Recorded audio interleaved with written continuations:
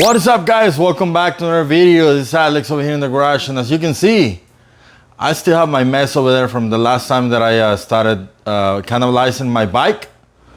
And thanks to this one, I have a bunch of parts. I already took some out and put them on the Polygon T7. If you remember from the last video, I went ahead and put in the slackening headset from 66 to 64 degrees.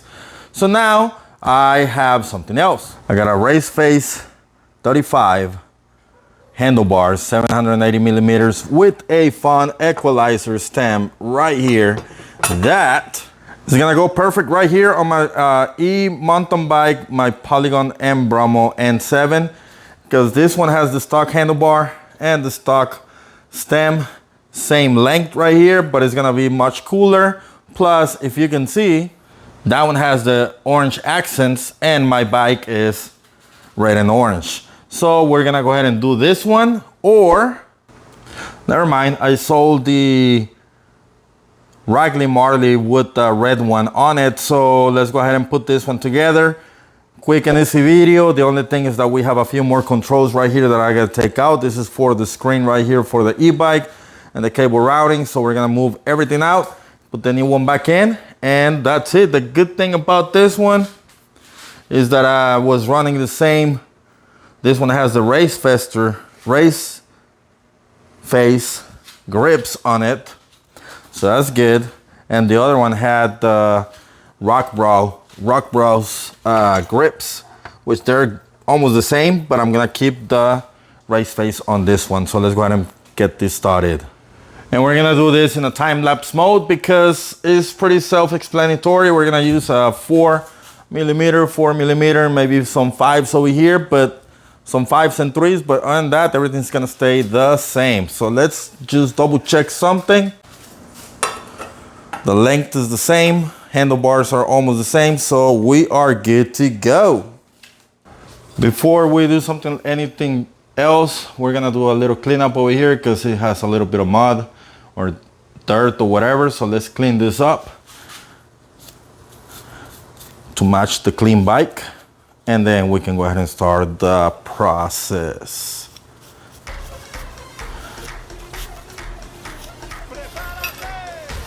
By the way, I like this. Something oh nice. This stem because it's machined and it looks really, really nice. It's not the most affordable one, but I like it. And you should too.